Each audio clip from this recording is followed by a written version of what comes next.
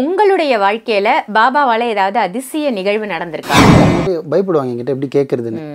என்ன தொழுவாளி ஒரு அஜரத்து இவ்வளோ பேர் வேலை செய்கிறாரு, எவ்வளோ பேருக்கு மிராக்கல் பண்ணியிருக்காரு, ஒரு ஹிந்து சாய்பாபா வச்சிருக்காரு அப்படின்னு. நானுமே யோசிச்சு தான் இந்த கண்டென்ட்டே எடுத்தேன். என்னென்னா நான் வரும்போதெல்லாம் நான் பார்க்குறேன், நீங்கள் அழகாக ஒரு பூ போட்டு நல்லா எப்படி எங்கள் வழி அவுலியாக்கள் ஒரு வழி இருக்காங்களோ, அவுலியாக்கள்னா சித்தர் சொல்கிறேன் இல்லையா, இந்த மாதிரி ஒரு தர்காவில் இருக்காங்க பார்த்தீங்கன்னா, அந்த அவுலியாவில் இவரு ஒரு அலி அவர் எடுத்துக்கிட்டாங்க. அந்த மாதிரி வகையில் வந்து சித்தர் வகையில் ஒரு மனுஷனாக இருந்து மனுஷனாக ஒரு வீட்டில் ஒரு அம்மா அப்பாவுக்கு ஒரு மகனாக பிறந்து குறிப்பிட்ட வயசு வரை அவங்கக்கிட்ட இருந்து அதுக்கப்புறம் ஒரு இஸ்லாத்து கையில் வந்து வளர்ந்து குறிப்பிட்ட வயசுக்கு அப்புறம் வந்து இருந்தது தான் வந்து இடம். நான் வாய்க்க வந்து அழகலாம் டேப் வச்சு அழகிற மாதிரி கிங் அவர் அந்த அளவுக்கு இருந்து இஸ்லாத்தில் பிறந்து ஹிந்து வகையில் வளர்ந்து இப்போ வந்து வழிபாடு பண்ணிக்கிட்டு இருக்காரு. இப்போ அவரை எடுத்து நான் ஒரு சிலையாக சாட்சியாக வச்சுருக்கேன், இப்போ நான் வச்சு அவர் வழி பண்ணுறேன் போது திருப்பி சேர்ந்துருச்சு. என்கிட்ட வரவங்க எனக்கு வைக்கிறான்னு அவருக்கும் வச்சிருவாங்க. அந்த அளவுக்கு எல்லாரும் மனசுலையும் போய் இருக்காரு, இடம் பிடிச்சிருக்காரு. நிறைய பேர் லைஃப்பில் மிராக்கிள்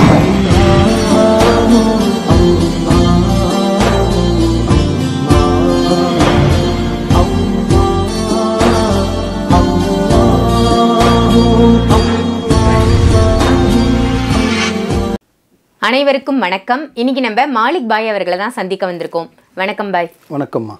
பாய், உங்கள் ஆஃபீஸ்க்கு வரும்பொழுது சாய்பாபாவினுடைய விக்கிரகம் நான் பார்த்துருக்கேன். இப்போ நமக்கு எதிரில் கூட சாய்பாபா விக்கிரகம் வச்சுருக்கீங்க. சாய்பாபா அப்படின்னாலே எல்லாருக்குமே அதிசயம் நிகழ்த்துவார் அப்படின்னு நான் நிறைய கேள்விப்பட்டிருக்கேன். நிறைய பாபாவோட வீடியோஸ்லாம் கூட நான் பண்ணியிருக்கேன். என்னோட வாழ்க்கையிலே நிறைய அதிசயம் நடந்திருக்கு பாபாவால். அந்த மாதிரி உங்களுடைய வாழ்க்கையில் பாபாவால் ஏதாவது அதிசய நிகழ்வு நடந்திருக்கா? அவரால் அதிசயம் வந்திருக்குன்னா அவர் என்னோட வாழ்க்கையில் வந்ததே ஒரு அதிசயம் தானேம்மா. ஏன்னா அப்படின்னா நான் வந்து தொழுவாளி, 5 வேளை தொழுகிறேன்.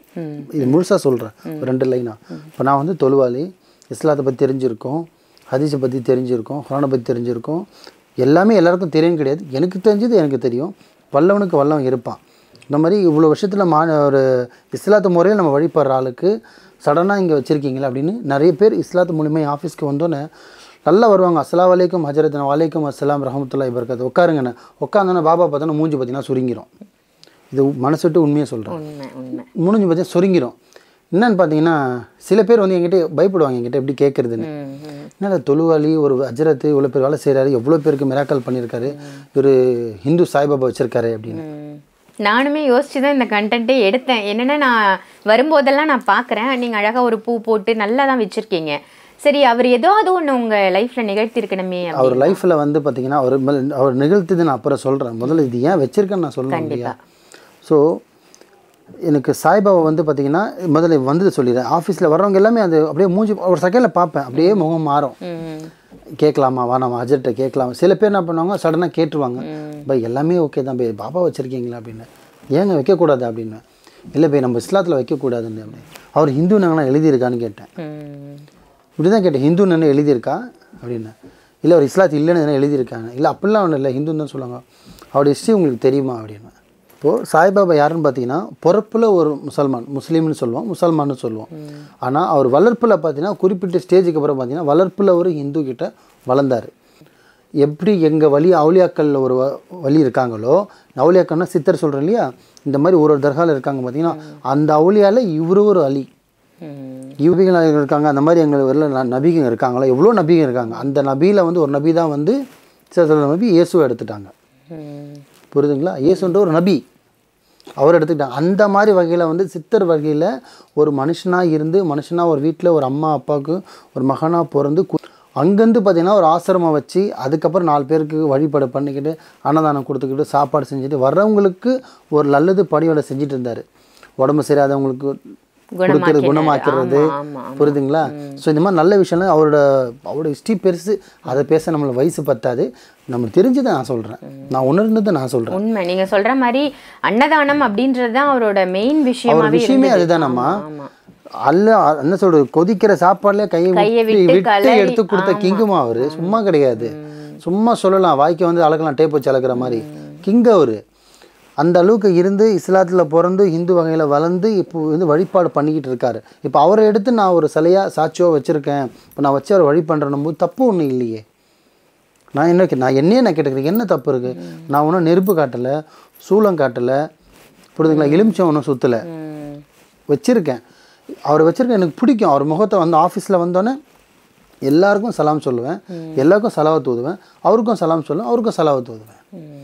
எனக்கு எல்லா வழிகள் எப்படி இருக்கும் அந்த மாதிரி எனக்கு அவர் வழி அதுதான். ஸோ அதுக்காக நான் வச்சுருக்கேன்.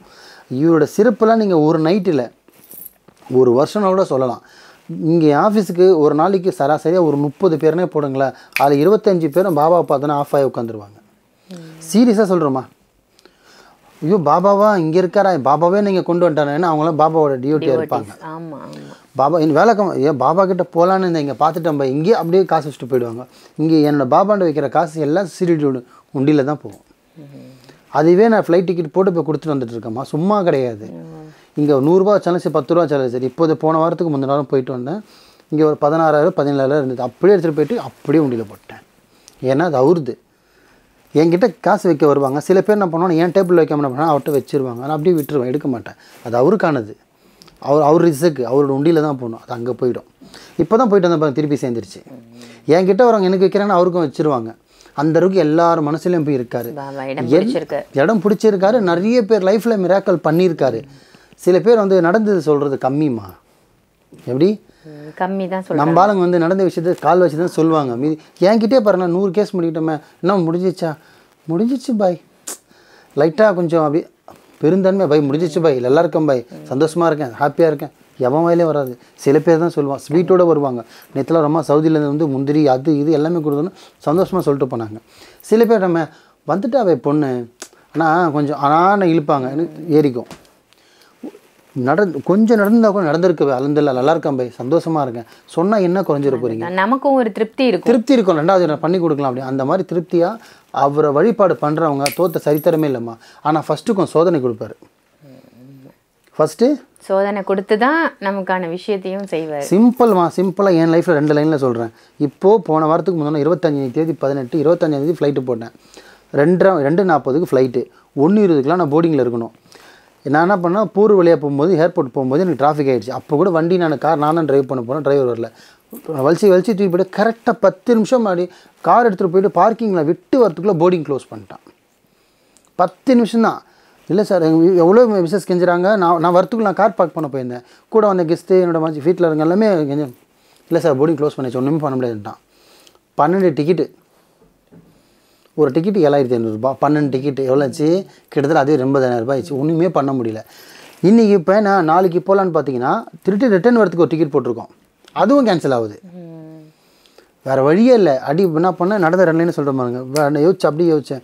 பூனாக்கு போகிறேன், நைட்டு 11:30 மணிக்கு ஃப்ளைட்டு, அடி மும்பைக்கு ஃப்ளைட்டு. மும்பைக்கு அடிச்சு 6 மணிலாம் இறங்கி மும்பைலேருந்து என்ன பண்ணேன், பாஷா வேன் மாதிரி புக் பண்ணி அங்கேருந்து சீரடிக்கடி.